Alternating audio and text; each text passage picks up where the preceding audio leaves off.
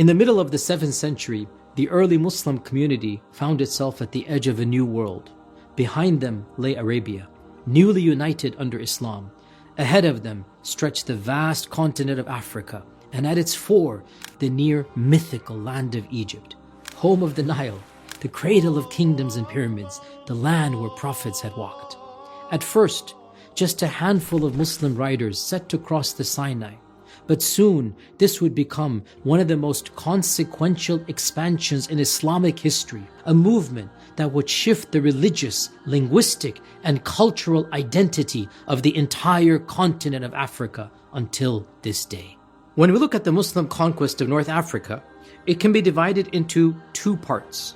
The first was the conquest under the Sahabi Amr ibn Al-As, who, after Jerusalem was conquered, was eager to continue on to North Africa. But at the time, the Khalifa Umar ibn Khattab radiallahu anh was hesitant. Nevertheless, Amr radiallahu anh pushed on. He first targeted the city of Fustat, which is on the outskirts of modern-day Cairo, in the year 20 Hijrah, 641 CE. This was the location of a key Roman fortress which Amr laid siege to. After 6 months with no significant process, Umar radiallahu anh sent around 10,000 troops as reinforcements under the leadership of the great companion, the cousin of the Prophet sallallahu alaihi wasallam, Zubayr ibn Al-Awwam.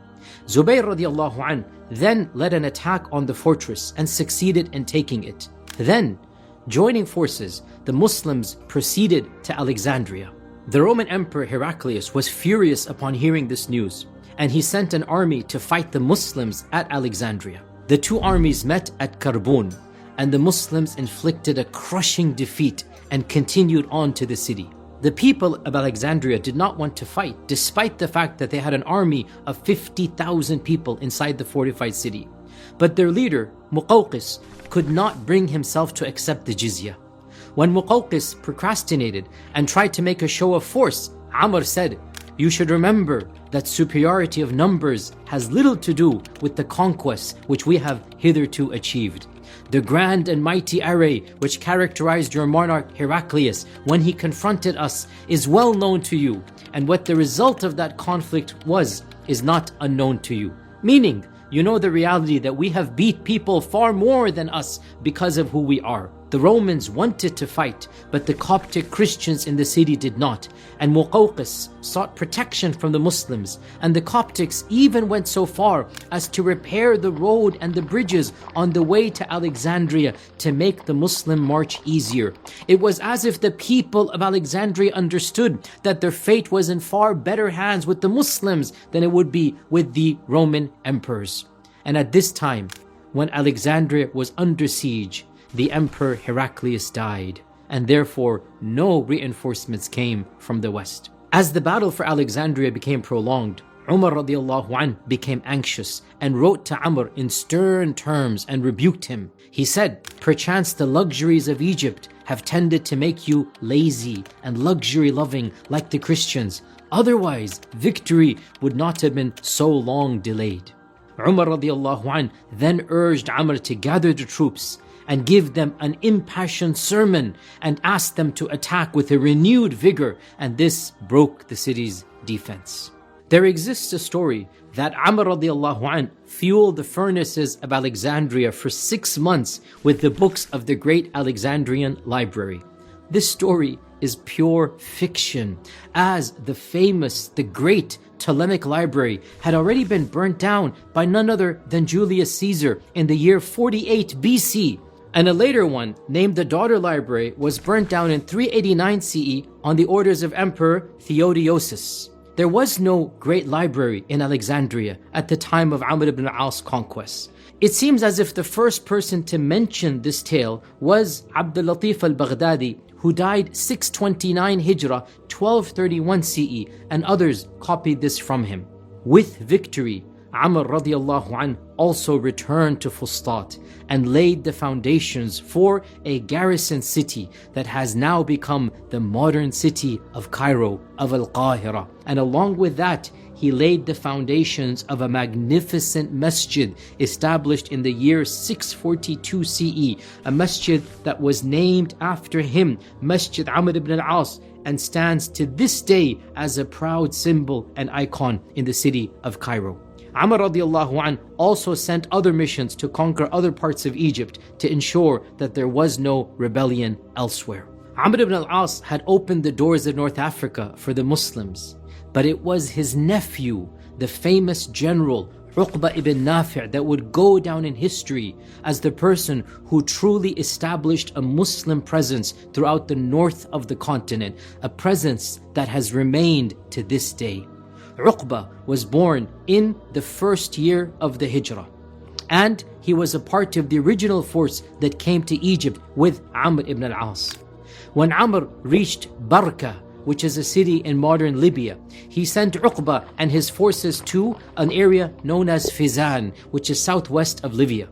Amr appointed him over Ifriqiya, the lands west to Egypt, when he himself was governor of Egypt around 43 Hijrah, 663 CE. And he continued onwards, capturing the capital of the Garamentis, which is the modern-day Jerma in Libya, and other nearby fortresses. He went even beyond that, going to what the Arabs called the land of the Sud, the land of the black peoples, and he conquered Kawar, halfway through Fazan and Lake Chad. Kawar is a string of oases in the northeastern corner of present-day Niger, the largest being Bilma. Thus, leading the Muslim expansion in West Africa in 49 Hijrah, Uqbah even led a sea raid. This was still not enough for the young general. In addition, he conquered Ghadamis in Libya, Qafsa in Tunisia, and Qasliya, now called Shawt al-Jarid in southern Tunisia. Around the year 670, Uqbah set about establishing the military encampment which became the great city of Qayrawan in modern-day Tunisia, as well as establishing the second important masjid in Africa after Amr ibn Al-As masjid in Fustat. This gave him a secure base for his military and missionary work, especially amongst the Berber people. It is narrated that the land of Qayrawan was unwelcoming, especially due to the presence of beasts of prey and snakes, but they miraculously departed upon Uqbah radiallahu anhu settling in the location. In fact, according to local legends, according to our books of history, Uqbah radiallahu anhu publicly announced in a loud voice, "O beasts of prey, O snakes and lions, we are the companions of the Prophet ﷺ, and we are here to spread Islam. I'm giving you 3 days to leave, and after that, then you have no mercy." And according to the legends, in those 3 days, lots of animals and beasts of prey and snakes, they exited this region and they facilitated the establishment of the city of Qayrawan.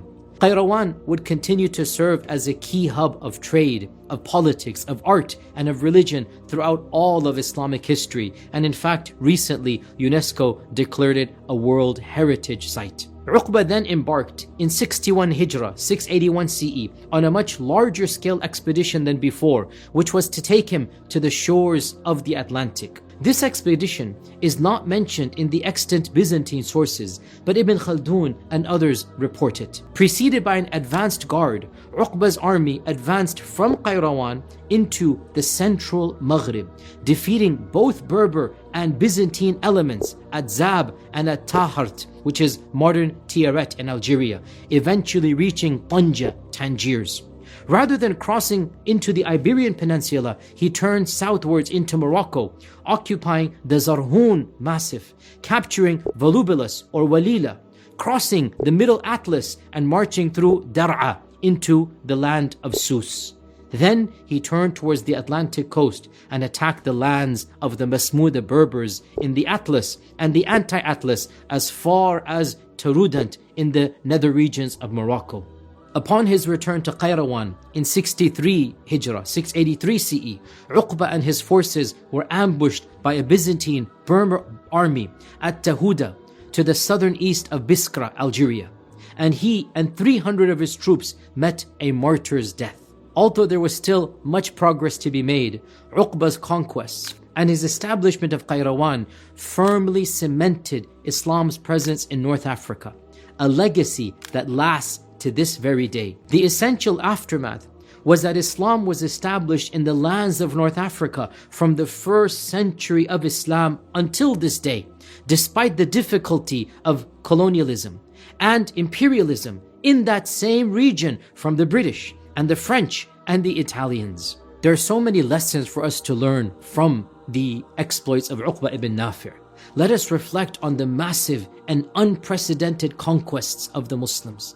Allama Shibli Nu'mani responds to Western historians who say that the conquests were possible because the Persian and Roman empires were at the time of decay by stating, no doubt, the two empires were no longer in the heyday of their power. But this only means that they were not strong enough to resist a powerful state. It does not mean that ill-equipped people like the Arabs could have blown them to pieces. Also, the whole of the Arab forces which were fighting in Persia, Egypt and Syria amounted collectively to less than 100,000 people. Their acquaintance with the sciences of war was but meager, so much so that the Battle of Yarmouk was the first action in which the Arab army was properly organized. Allama Shibli says, the real cause of the Muslim triumph was not their weaponry. It was not their armor. It was the enthusiasm, the resolution, the steadfastness, the courage, the daring which the founder of Islam had instilled in them and which Umar radiallahu anh had further sharpened and fortified. One of the most famous Western historians, Philip Hitti, wrote in his book, The History of the Arabs, that the Arab defeat of the Persians and Romans was unthinkable. And anybody who would have predicted in the first part of the 7th century that the Arabs would do this would have been considered, he says, a lunatic.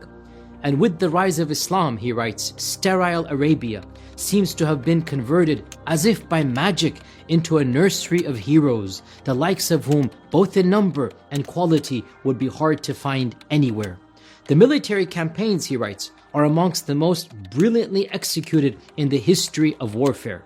And he adds, as for the Arabians themselves, they represented a fresh and vigorous stock, fired with new enthusiasm, imbued with the will to conquer, and emboldened by the utter contempt of death, inculcated by a rise of their new faith. This concludes the part of our series that deals with the companions, this magnificent generation praised by Allah subhanahu wa ta'ala in the Quran. As Allah says, وَالسَّابِقُونَ الْأَوَّلُونَ مِنَ الْمُهَاجِرِينَ وَالْأَنصَارِ, and the first and foremost of the immigrants and the supporters who followed them in goodness, رَضِيَ اللَّهُ عَنْهُمْ وَرَضُوا عَنْهُ. Allah is pleased with them and they are pleased with Allah subhanahu wa ta'ala, and He has prepared for them gardens beneath which rivers flow where they will live forever, and this is indeed the supreme achievement. Dear Muslims, we take for granted the Islam of the Ummah, but it is worth remembering the immense sacrifice of the Sahabah, of the companions,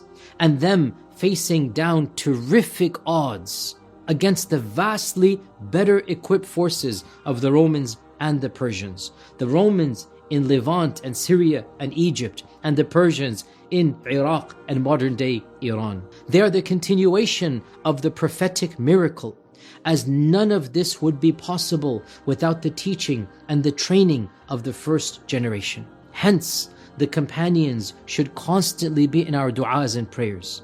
Their love should be deeply ingrained in our hearts, and we should always appreciate their sacrifices. We would not be here without the efforts that they have contributed. This also shows us the importance of following good leadership while also having one's own foresights and working within the broad framework of the community, as Amr radiallahu anh clearly highlights. And last but most definitely not the least of the lessons that we learn is the resolve, the conviction that the Sahaba had that they would be granted victory not by their strength, not by their arms, not by their numbers, but by their piety. No matter what the odds were, no matter what the ratio was, no matter what the proportionality was, the Sahaba had yaqeen in the promise of Allah subhanahu wa ta'ala. And this is clearly demonstrated in the letter that Umar radiallahu anh wrote to Amr ibn Al-As as he was in Alexandria. Dear Muslims, we owe so much to the Sahaba. Let us make sincere dua that Allah subhanahu wa ta'ala raises their ranks and allows us to enjoy their companionship in the hereafter. Assalamu alaikum wa rahmatullahi wa barakatuh.